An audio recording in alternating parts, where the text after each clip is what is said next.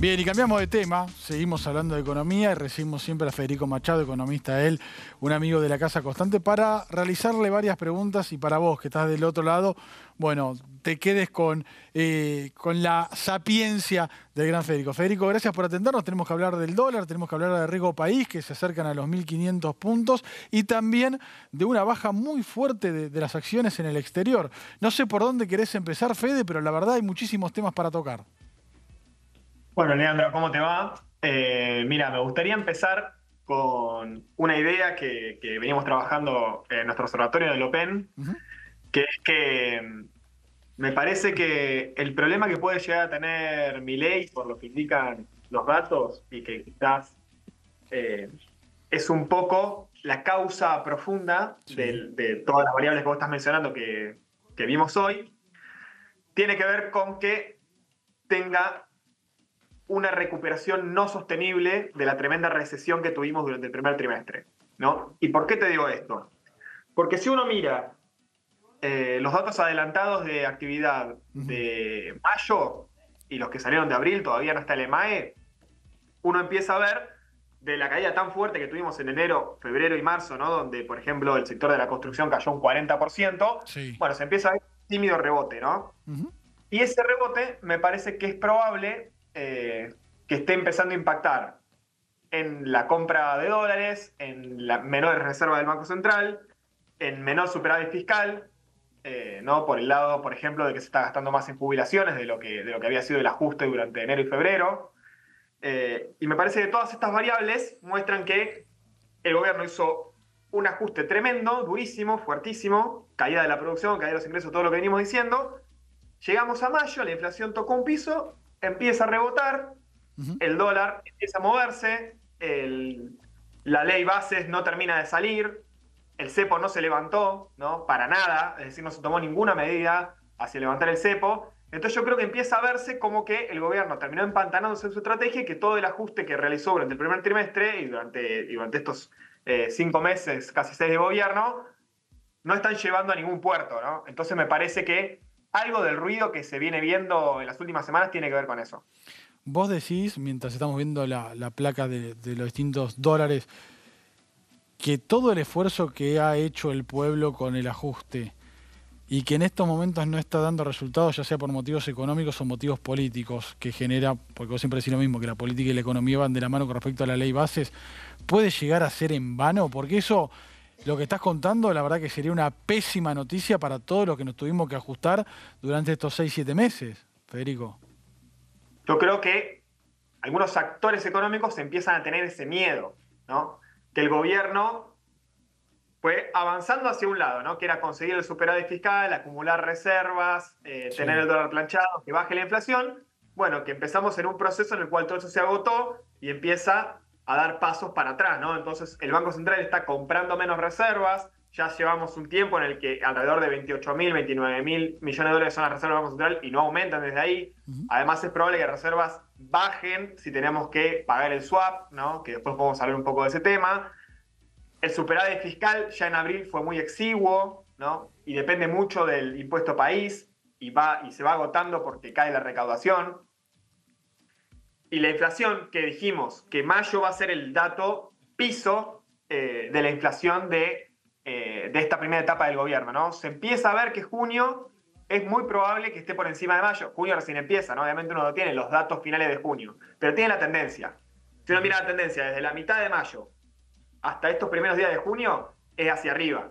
Ujú. Obviamente que puede cambiar la coyuntura, pero uno ve también que se están moviendo los dólares financieros, todos estos factores que vemos, ¿no? La caída, la suba del riesgo país, la caída de las acciones y demás, y dice, y no sé entonces si vamos a seguir en un proceso de baja de la inflación sin prisa pero sin pausa. Pareciera que empieza a caminar para atrás el gobierno. Y si empieza a caminar para atrás y eso se extiende durante los siguientes meses y no sacó el cepo, ¿qué va a terminar pasando? Que vamos a volver a una situación como la de diciembre, ¿no? Donde ya no tenemos superávit fiscal, donde las reservas que acumulamos las empezamos a perder, donde el cepo Sí. sigue en la misma situación que originalmente, pero la gente en una situación mucho peor, con sus ingresos mucho más deprimidos, algunos habrán perdido el empleo y algunas empresas habrán fundido. Sí, ni hablar de la falta de salario y sobre todo de la regulación de los sueldos. Te quiero preguntar, porque hay bastantes problemas. Recién abriste una puerta que es la posible no renovación del swap, con lo que le puede llegar a costar a nuestro país una gestión internacional que, si hubiese sido acorde a las circunstancias, no hubiese pasado. Esto corre por opinión propia. Y segundo, tiene que ver con el campo, que también está en una circunstancia donde finalmente parece que no va a liquidar lo que se especulaba o parecía que iba a liquidar. ¿Vos ves esos dos problemas más recientes, lo que puede llegar a pasar, del campo por un lado y el swap chino por el otro, a resolver de manera urgente para que, bueno, no siga Argentina empantanándose? Yo creo que respecto del swap es posible que no se resuelva. Creo que no es tan grave como uno podría pensar, que decir, che, pero tenemos que pagar casi 5.000 millones de dólares. Pero es verdad que eso son reservas brutas, no son reservas netas, sí, ¿no? Entonces, es como si uno perdiera de alguna manera un prestamista de última instancia que tenía, ¿no? Sí. Si a nosotros nos llega a agarrar una sequía como nos agarró el año pasado, bueno, podemos empezar a usar el tramo del swap, que fue lo que hicimos el año pasado. Sí. ¿Y con el tema campo es que no vamos a... ¿no? Y perdemos un colchón que antes teníamos. Pero me parece que no se ve tan grave en términos de que las reservas brutas del Banco Central están para pagarlo. Obviamente que uno dice, che, pero una gestión diplomática, la verdad que manejarse de otra manera, más profesionalmente, y tenés ese préstamo de última instancia ahí, y la verdad que es mejor. No es justificable.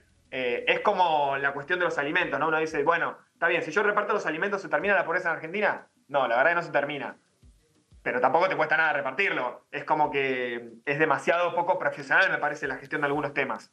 Por otro lado, respecto a la liquidación del agro, ahí es un tema que se puede debatir bastante, porque si uno mira los números agregados, por ejemplo, que publica Ciara, uno ve que la liquidación no viene tan diferente a años anteriores, ¿no? No es que el campo está sentado arriba de los hilo bolsas y no liquida nada, pero sí me parece que lo que pasa son dos factores. Uno, que se liquidó más durante enero, febrero y marzo, porque el dólar era más competitivo y porque el gobierno ya había anunciado que la devaluación del dólar mensual era del 2%, y con una inflación que fue del 20, del 13, del 11, el productor que tenía producción para liquidar, que quizá tarda más en liquidarla, lo hizo en ese momento, que todavía no era una cosecha gruesa, ¿no?